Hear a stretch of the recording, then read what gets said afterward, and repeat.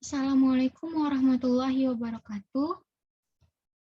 Saya Zaida Sabita akan memaparkan materi tentang peran negara dalam ekonomi. Yang pertama yaitu pengertian dan fungsi negara. Negara merupakan aspek utama dalam perekonomian. Dalam kegiatan ekonomi, negara bertugas untuk mengarahkan, mengatur, dan mengendalikan kegiatan ekonomi melalui berbagai kebijakan, peraturan perundang-undangan, dan tindakan langsung di lapangan. Tujuan utamanya yaitu untuk meningkatkan kesempatan kerja, mengendalikan harga, meningkatkan pertumbuhan ekonomi, serta menstabilkan neraca pembayaran luar negeri. Semua kegiatan itu dilakukan untuk menciptakan suatu masyarakat yang adil dan makmur. Selanjutnya yaitu fungsi pemerintah di bidang ekonomi. Pemerintah itu sebagai salah satu pelaku ekonomi atau rumah tangga pemerintah memiliki fungsi penting dalam perekonomian, yaitu stabilisasi, alokasi, dan juga distribusi. Fungsi stabilisasi yaitu fungsi pemerintah dalam menciptakan kestabilan ekonomi, sosial politik, hukum, pertahanan, dan keamanan. Yang kedua, fungsi alokasi, yaitu fungsi pemerintah sebagai penyedia barang dan jasa publik seperti pembangunan jalan raya, gedung sekolah, penyedia fasilitas penerangan, dan juga telepon. Yang terakhir yaitu fungsi distribusi, yaitu fungsi pemerintah dalam pemerataan atau distribusi pendapatan masyarakat. Nah, peran pemerintah itu sangat luas dalam sistem ekonomi sosialis dan sangat terbatas dalam sistem ekonomi kapitalis murni, karena sistem kapitalis yang dikembangkan oleh Adam Smith menyatakan teori bahwa pemerintah hanya memiliki 3 fungsi. Yang pertama, fungsi pemerintah untuk menjaga keamanan dalam negeri dan pertahanan. Yang kedua, fungsi pemerintah untuk menyelenggarakan keadilan. Yang ketiga, fungsi pemerintah untuk menyediakan barang-barang yang tidak disediakan oleh sektor swasta seperti jalan, bendungan, dan lainnya. Peran pemerintah tercermin jelas dalam menciptakan pasar yang efisien yang mampu menghasilkan maslahat yang maksimum. Nah, pasar efisien ini yaitu pasar yang setiap produsen dapat menetapkan harga yang konstan, dan besarnya harga adalah sama dengan tingkat minimum. Namun, realisasi pasar yang efisien tidak dapat terwujud bila diserahkan sepenuhnya kepada pelaku pasar. Maka disitulah intervensi pemerintah sangat diperlukan. Selain itu, peran pemerintah juga berperan sebagai pemungut atau penerima pajak dari pelaku ekonomi lainnya. Adapun bentuk campur tangan pemerintah dalam bidang ekonomi tercermin pada pasal 33 ayat 2 Undang-Undang Dasar yang berbunyi, cabang-cabang produksi yang penting bagi negara dan yang menguasai hajat hidup orang banyak dikuasai oleh negara. Selain itu, dilanjutkan pada ayat 3 yang berbunyi, bumi dan air dan kekayaan alam yang terkandung di dalamnya dikuasai oleh negara dan dipergunakan untuk sebesar-besar kemakmuran rakyat. Nah, selanjutnya tugas-tugas pemerintah dalam perekonomian.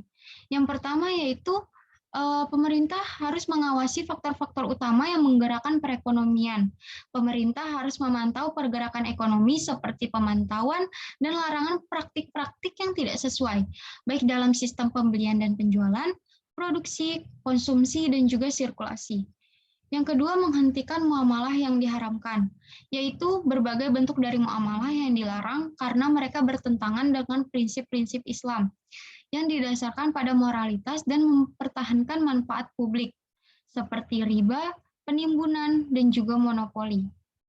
Nah, yang ketiga yaitu penetapan harga, yaitu dalam sistem ekonomi, jika ada harga yang tidak seimbang dalam pasar, maka pemerintah dianjurkan untuk menentukan harga dari barang tersebut, agar tidak terjadi ketimpangan ya. Yang keempat yaitu menambah persediaan dan memperluas distribusi bahan pokok yang dibutuhkan masyarakat dalam rangka memenuhi kebutuhan hidup seperti bahan pangan, perumahan, kesehatan, dan lingkungan yang baik ataupun layak. Nah, yang kelima, meningkatkan taraf hidup masyarakat dengan cara memperluas kesempatan kerja, menaikkan upah, serta menyelenggarakan pendidikan yang berkualitas. Nah, yang terakhir, memperluas jangkauan dan mempermudah akses pada aspek kesehatan dan juga pendidikan. Selanjutnya yaitu rasionalitas peran negara dalam ekonomi.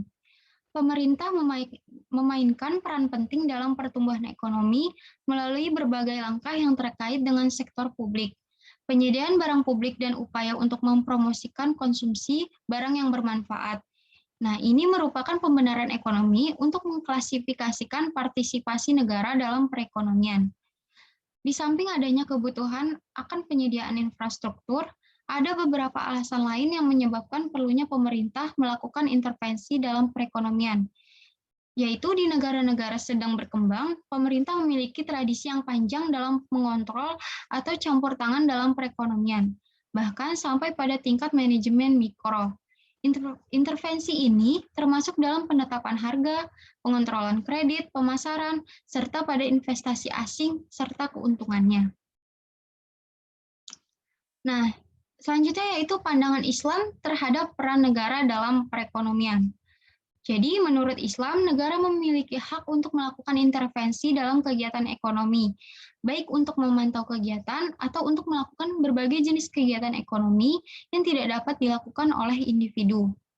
Menurut para ulama dalam ekonomi Islam, negara memiliki kekuasaan yang paling luas untuk melaksanakan tugas-tugas tersebut, dengan syarat bahwa tugas itu dilaksanakan dengan cara demokratis dan adil, di mana keputusan yang diambil itu sudah dimusyawarahkan dengan wakil-wakil rakyat yang sebenarnya. Meskipun Islam memberikan peran kepada negara secara luas, hal itu tidak berarti bahwa konsep ekonomi mengabaikan kemerdekaan individu. Dengan demikian, tujuan hakiki dari negara Islam adalah memberikan maslahah kepada masyarakatnya yang mengantarkan manusia kepada kemakmuran. Jadi Islam ini menjunjung tinggi kekuasaan itu dengan cara yang demokratis dan adil untuk menuju kepada masyarakat yang adil dan makmur.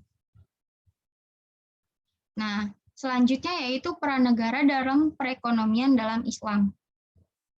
Yang pertama yaitu negara bertanggung jawab untuk memberantas segala bentuk monopoli yang dilakukan oleh orang-orang tertentu, mencegah penimbunan atau spekulasi dan pasar gelap, dan juga semua praktek-praktek yang jahat dalam bisnis. Dalam situasi yang sangat mendesak, misalnya pada kelangkaan bahan-bahan pokok, negara hendaknya mengambil inisiatif untuk mengatur pengiriman-pengiriman barang dan kebutuhan pokok rakyat sehingga harganya lebih murah. Selanjutnya yaitu negara atau pemerintah tidak boleh membiarkan tanah-tanah kosong terlantar dan uang negara bocor dan terboroskan tanpa diinvestasikan dalam perdagangan dan bisnis.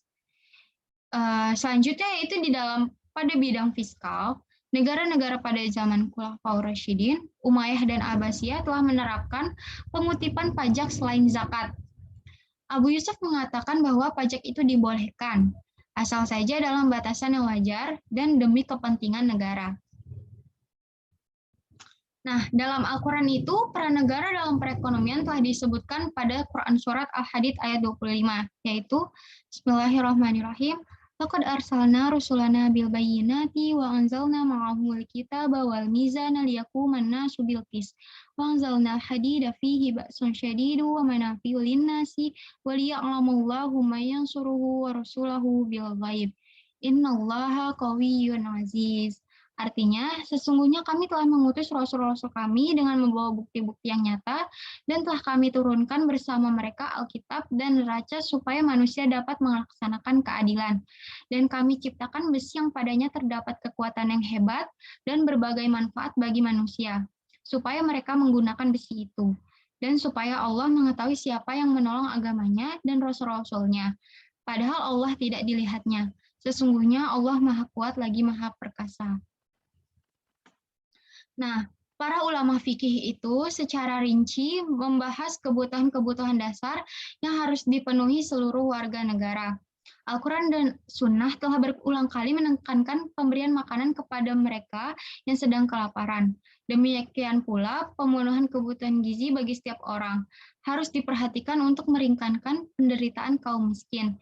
Kebutuhan dasar lainnya yang menempati prioritas tinggi adalah pakaian dan perumahan. Selanjutnya, untuk mewujudkan berbagai kebutuhan dasar manusia, negara membuat regulasi di bidang pidana, perdata, keuangan, dan sebagainya dalam bentuk perundang-undangan dan peraturan. Tapi menurut Baqi al-Sadr, Selain melaksanakan perundangan yang relevan, negara berkewajiban memberikan jaminan sosial, menjamin pemenuhan kebutuhan bagi setiap warga negara. Bakil Arsoder menunjukkan bahwa pembentukan pembendaharaan negara merupakan sarana untuk menunaikan tanggung jawab ini.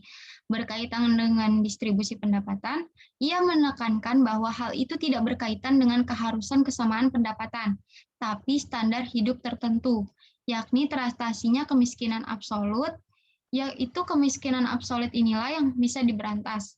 Sedangkan kemiskinan relatif itu tidak mungkin diwujudkan, sekalipun dalam ekonomi sosialisme.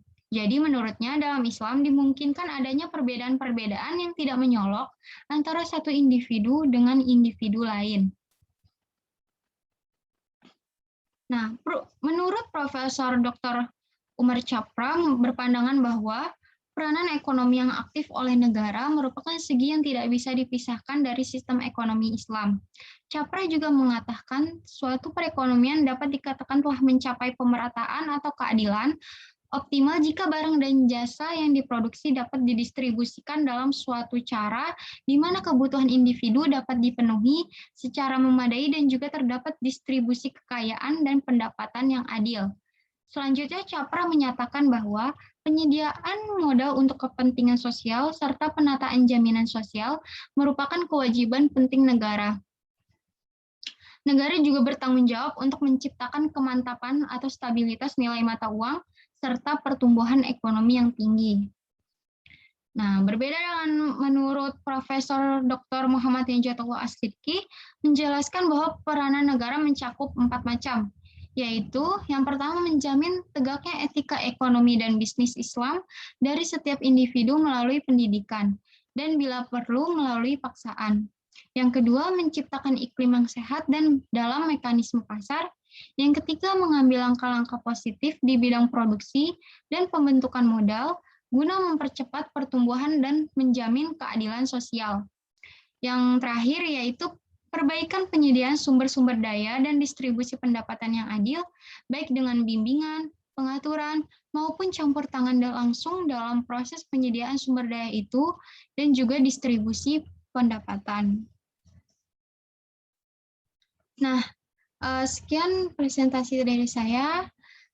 Ini merupakan sumber atau referensi yang saya ambil untuk membuat PPT ini, berasal dari jurnal dan juga artikel. Terima kasih atas perhatiannya, kurang lebihnya mohon maaf. Wassalamualaikum warahmatullahi wabarakatuh.